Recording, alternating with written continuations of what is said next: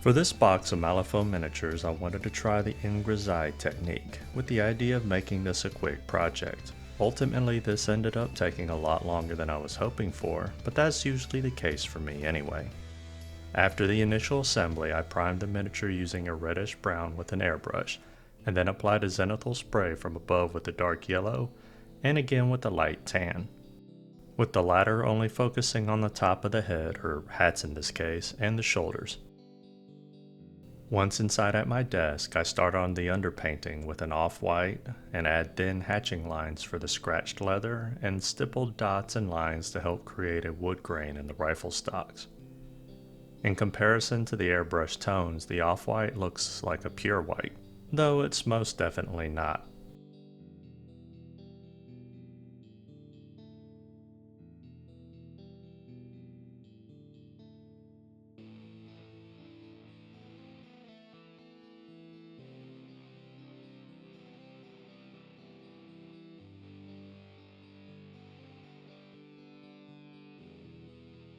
For the base, I did a combination of heavier stippling and dry brushing to add highlights to the grass tufts and upraised rocks.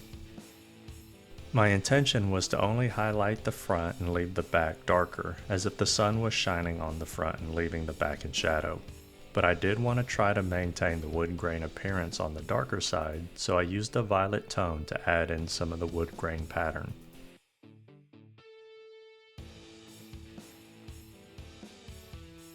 The second highlight of pure white is then added to the front, covering just a little less area.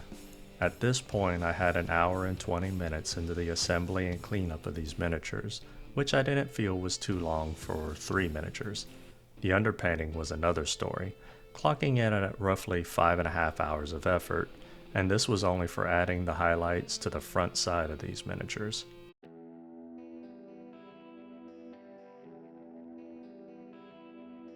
Next, I apply a coat of Speedpaints to each element, and in all cases, these Speedpaints have been mixed with Speedpaint medium at a 1:1 ratio. For the rifleman, my aim was to follow a color scheme to pay homage to the Phenom himself, the Undertaker from whatever their third letter they're using these days is. I used Tyrian Navy, which is a dark blue, for the black clothing, and then I used a cultist cloak for the gloves and scarf and the hat band. All of the brown and wood elements were then painted in dusk red. When being applied to the hat and large coats, I made sure to spread these speed paints out to help prevent any terrible blotching.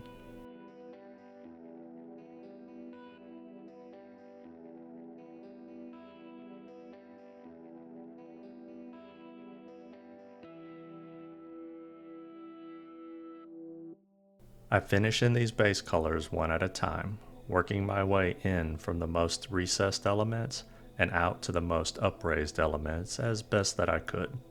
As always, a spreadsheet excerpt will be shown at the end of this video, showing all the colors and steps I took for painting these models.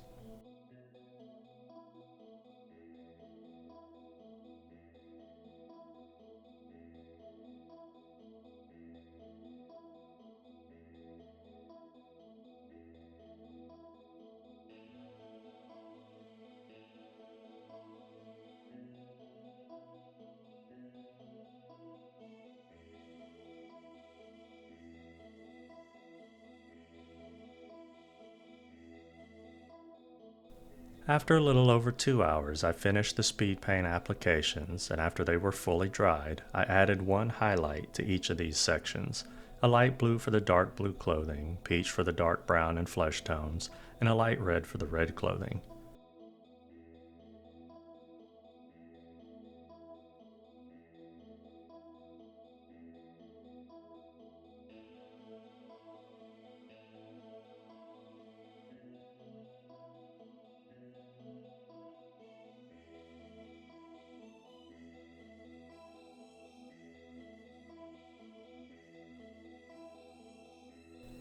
I wasn't really happy with how the yellow lighter leather turned out, so I added a thin coat of fire drake to dial it back a little, and then I added a highlight of off-white to it, as well as the gray clothing and the rocks on the earth.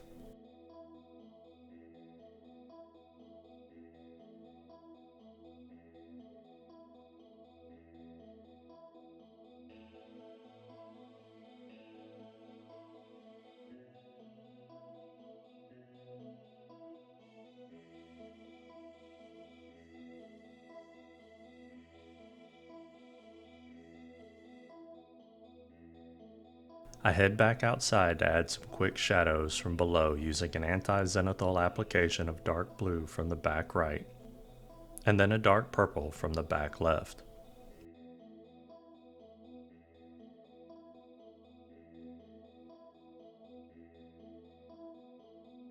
I return to my desk and finish up any of the final details, such as the lips, eyes, and the cigar, all of which was pretty much obscured from view by the giant hats. And then I can black out the base and call it a night.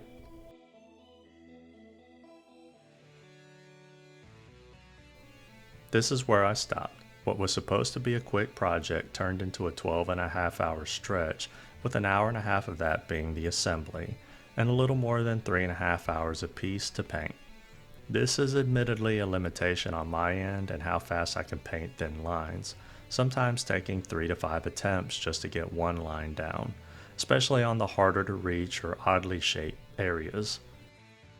Add to that I used heavy body acrylics for the underpainting, a type of paint that I do not rely upon often.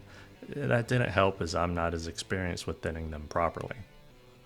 In the end, I really like the look of the riflemen in the dark clothing. I also like the results of the tanned leathers and the dark browns.